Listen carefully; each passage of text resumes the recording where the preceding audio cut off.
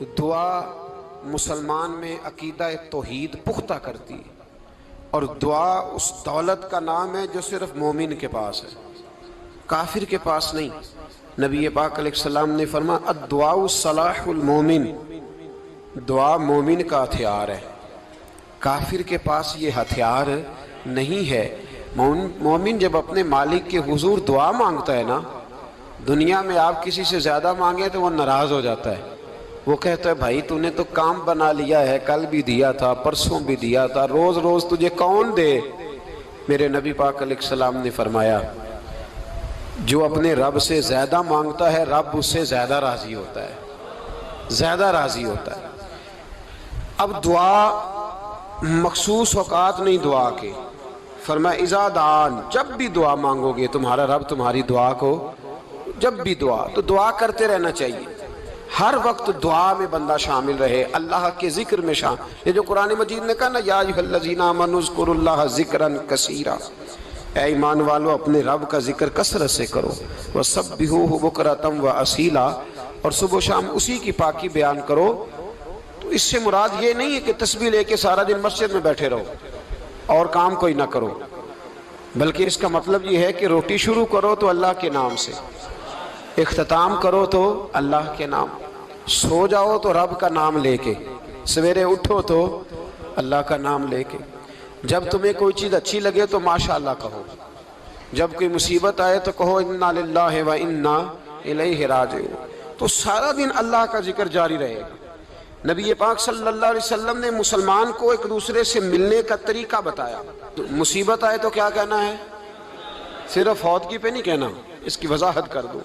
کوئی بھی الذین اذا اصابتہم مصیبہ، جب بھی کوئی مصیبت آئے، اللہ کے بندے کہتے ہیں ہم اللہ کی طرف سے آئے ہیں اور اللہ کی طرف ہی ہم نے لوٹ جانا۔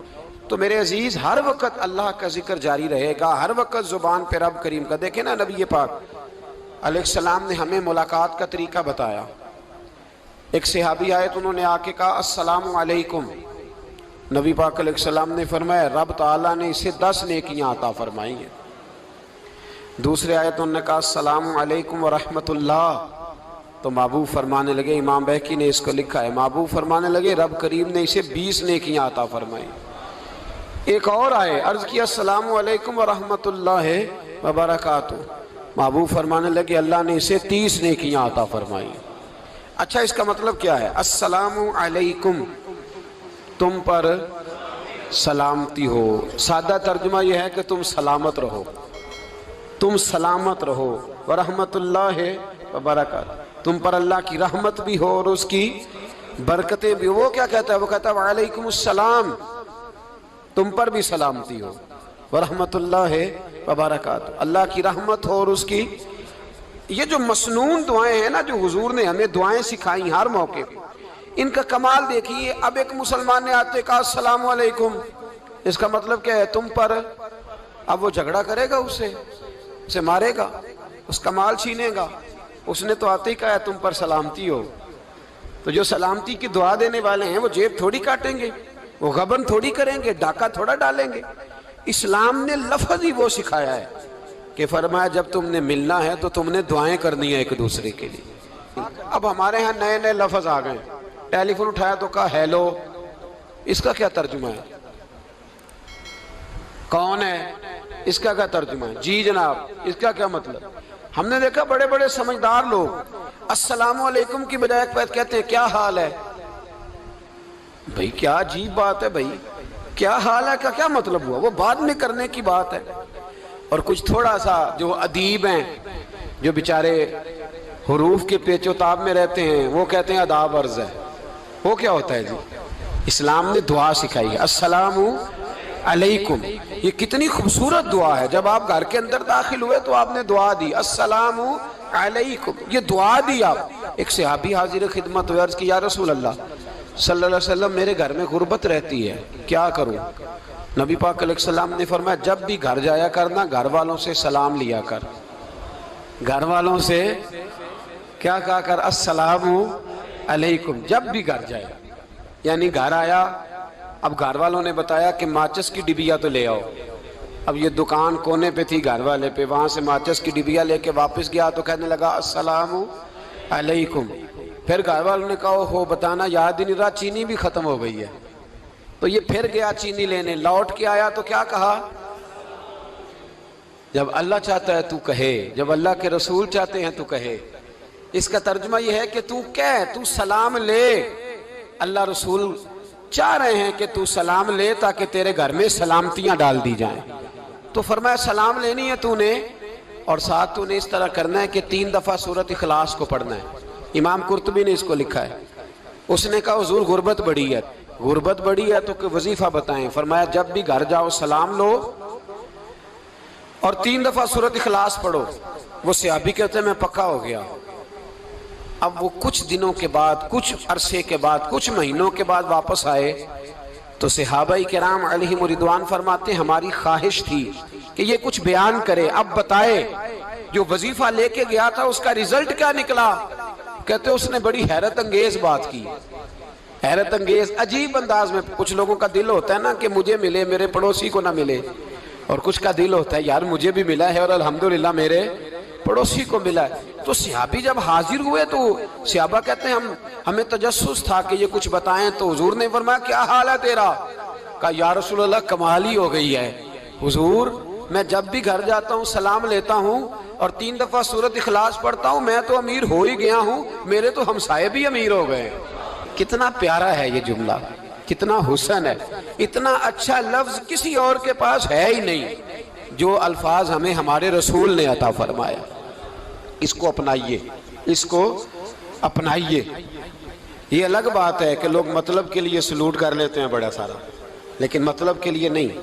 جس کو جانے اس سے بھی سلام لیں، جس مسلمان کو نہیں جانتے اس سے بھی. تو نبی پاک نے ہمیں مسنون دعائیں سکھائیں.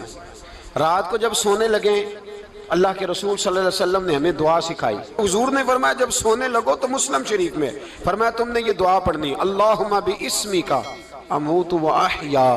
تم نے کہنا اے اللہ میں تیرے نام پر مرتا ہوں اور تیرے نام پر جیتا ہوں. نبی پاک صلی اللہ علیہ وسلم نے ایک حدیث میں فرمایا کہ یہ جو نیند ہے نا یہ موت کی چھوٹی بہن ہے، یہ موت کا ایک حصہ ہے. جس طرح انسان سو جائے تو کوئی خبر نہیں ہوتی کیا ہو رہا ہے، بالکل وہ اٹھا ہے تو اس نے کہا ہو یہ کیا ہوا. سو جاتا ہے نا آدمی، اسے خبر نہیں ہوتی. اوہو میں نے تو 11 بجے اٹھنا تھا، یہ تو 3 بج گئے. اب اسے خبر نہ رہی. سوتے ہوئے لوگ چوری کر لیتے ہیں، بلکہ اس طرح بھی ہوتا ہے کہ آدمی نے گکھڑ اترنا تھا، وہ پنڈی سے آ رہا تھا لیکن وہ سویا ہوا تھا. آنکھ تب کھلی جب کاموں کی آ گیا تھا. اب اس کا اس پر زور تو فرمایا کیا پتا اب تو کھل گئی کاموں کی، جا کے لاہور جا کے کسی جگہ پہنچ کے. تو یہ بھی ممکن ہے کہ کھلے ہی نہ، نیند ہی موت کا سبب بن جائے. تو کہہ کے سو کہ یا اللہ تیرے نام پہ سو رہا ہوں.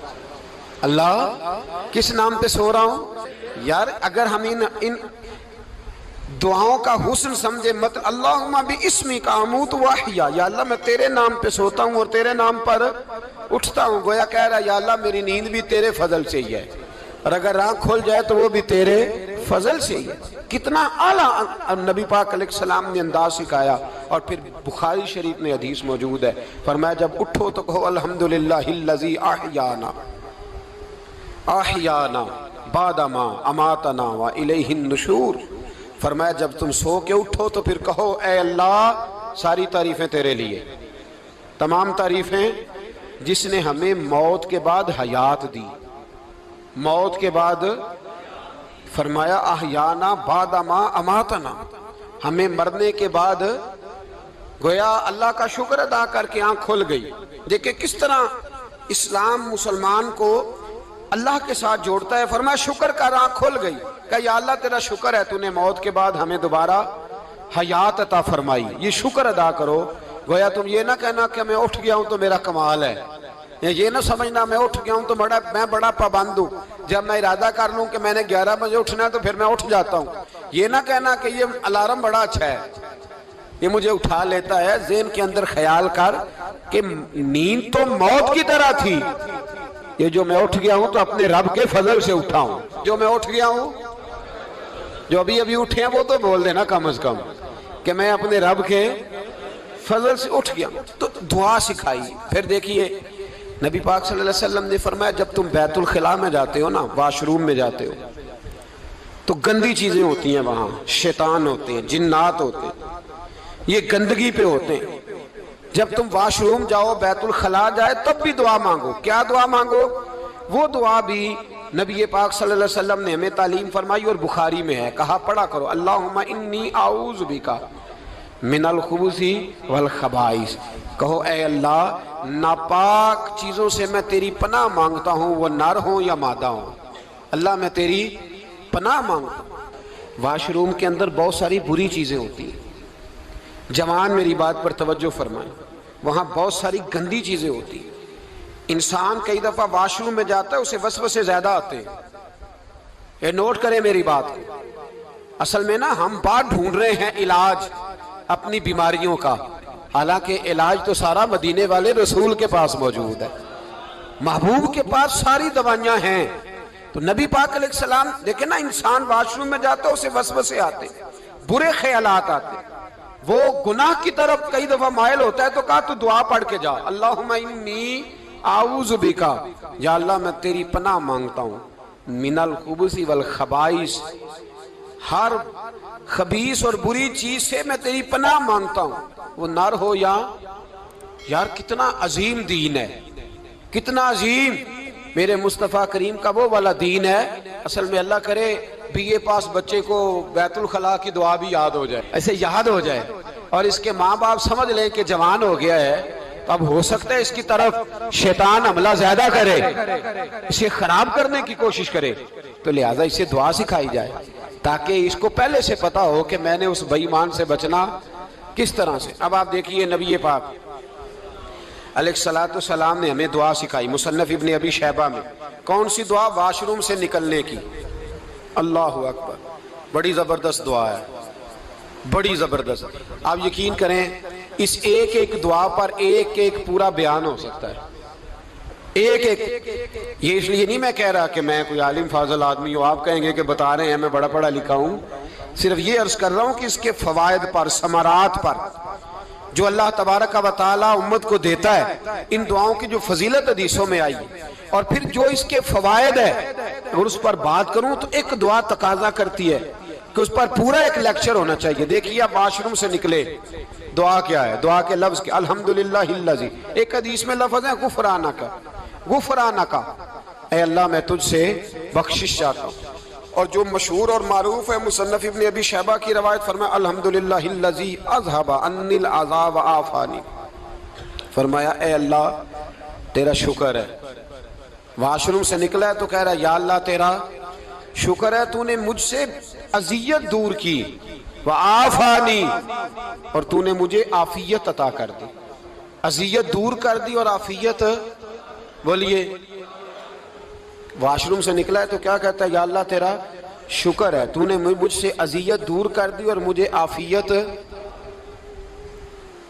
ڈاکٹر حکیم ہومیوپیتھک ایک چیز پر متفق کم ہوتے ہیں، پتہ ہے نا آپ کو، لیکن اس بات پر سب کا اتفاق ہے کہ اگر کسی کو قبض ہو جائے نا تو شاید 70 یا 72 بیماریاں لگ جاتی ہیں اس کو۔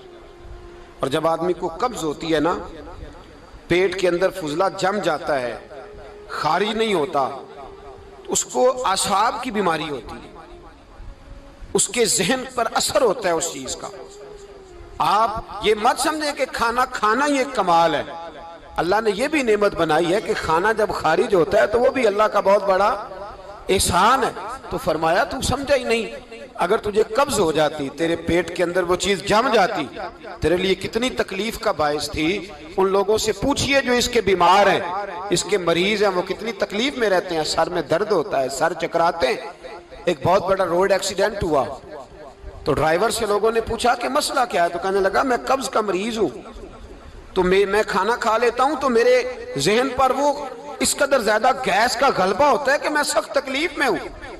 نبی پاک علیہ السلام نے ہمیں سمجھایا اور بتایا کہ سمجھ لو یارو، کھانا کھانے کی نعمت تو اللہ نے تمہیں عطا فرمائی ہے، لیکن کھانا کھانے کے بعد اس کا اخراج بھی اللہ کی بہت بڑی نعمت ہے، تو اللہ کا شکر ادا کرو۔ پھر جب آپ گھر سے نکلیں گے تو بھی اس کی دعا ارشاد فرمائی، بسم اللہ توکلت علی اللہ، اللہ کے نام سے گھر سے نکلتا ہوں اور میں نے بھروسہ بھی اللہ کے نام پہ کیا۔ جب گھر سے نکلیں تو کس کے نام پہ بھروسہ کریں؟ بولیے حضرت رابعہ بصریہ رحمت اللہ علیہا، آپ تشریف لے گئیں حج کرنے، جس دن واپس آئیں اپنا اونٹ کہہ گئیں جاتی دفعہ، کہنے لگی اللہ میں تیرے حوالے کر کے جا رہی ہوں اور بسم اللہ توکلت علی اللہ، بھروسہ بھی تیری ذات پہ ہے۔ جس دن واپس آئی نا اسی دن کسی نے بتایا کہ اماں آج ہی تیرا اونٹ مر گیا ہے، تو اونٹ کے سرانے کھڑی ہو کے کہنے لگی مولا میں تو تیرے نام پہ تیرے پہ بھروسہ کر کے گئی تھی، تیرے حوالے، میں تو تیرے گھر گئی تھی۔ تو لوگ کہتے ہیں اماں کے منہ سے لفظ نکلے تو اونٹ زندہ ہو کے کھڑا ہو گیا، کھڑا ہو گیا ہوں۔ تو اماں کہنے لگی نہیں تمہیں ہی غلطی لگی ہے، مرا ہی نہیں تھا، پہلے سے ہی موجود تھا، گویا اپنی کرامت بھی نہیں ظاہر ہونے دی۔ تو بھائی گھر سے نکلیں تو کس لفظ پر کہ یا اللہ میں تیرے بھروسے پہ نکل رہا ہوں میں، اس کے دو فائدے ہوں گے، ایک تو آپ اللہ کی امان میں جا رہے ہیں، اللہ کی امان میں آ رہے ہیں، اور دوسرا جس گھر کو آپ چھوڑ کے جا رہے ہیں اسے بھی اللہ کی امان میں دے کے جا رہے ہیں۔ تو کتنا لذت والی دعا ہے جو نبی کریم علیہ السلام نے ہمیں سکھائی۔ اب ذرا حدیث سنیں خوش ہو کے، دیکھیں حضور نے دعا سکھائی، فرمایا جب دیکھ لو نا کسی کو ہنستا ہوا، کیا کرتا ہوا؟ ماشاءاللہ آپ تو ہنسنے لگے۔ جب کسی کو ہنستا ہوا دیکھو تو کہا کرو اضحک اللہ سنک، یہ دعا یہ بخاری ہے، فرمایا دعا مانگا کرو جب کسی مومن کو ہنستے ہوئے دیکھو تو دعا مانگو اضحک اللہ سنک، اللہ تجھے ہنستا ہی رکھے، اللہ تجھے، بولیے جل نہ جایا کرو کہ میں پریشان ہوں تو یہ ہنس کیوں رہا ہے، جھلا نہ کرو، بلکہ کیا کہا کرو اللہ تجھے ہنستا رکھے، اللہ تجھے۔ نبی پاک صلی اللہ تعالیٰ علیہ وآلہ وسلم نے فرمایا، ترمذی میں حضرت اسامہ بن زید رضی اللہ تعالیٰ عنہ سے حدیث مروی ہے، حضور نے فرمایا جس نے کسی کے ساتھ احسان کیا اور جس پر احسان کیا، اگر اس نے یہ دعا پڑھ دی نا جزاک اللہ خیرہ، تو فرمایا اس نے اللہ کی بھی پوری حمد کر دی اور محسن کا صحیح شکریہ بھی ادا کر دیا۔ کیا کہنا ہے؟ جزاک اللہ، اللہ تجھے بہترین جزا عطا کرے۔ اس کا ترجمہ کیا ہے؟ اللہ تجھے بہترین، کیونکہ حضور فرماتے ہیں من لم یشکر الناس ولم یشکر اللہ، جس نے بندوں کا شکریہ ادا نہیں کیا اس نے اللہ کا بھی شکریہ ادا نہیں کرنا۔ تو کیا کہنا چاہیے؟ جزاک اللہ خیرہ۔ اور اگر اماں کہتی ہو بچوں کو انگریزی سکھانی ہے تو کیا کہنا ہے پھر؟ شکریہ ادا کرنے میں کیا کہنا ہے؟ Thanks, thank you. وہ خدا کے اس کا ثواب کتنا ہے؟ بولے انگریزی ایک زبان ہے، اس کو زبان ہی رہنے دیں۔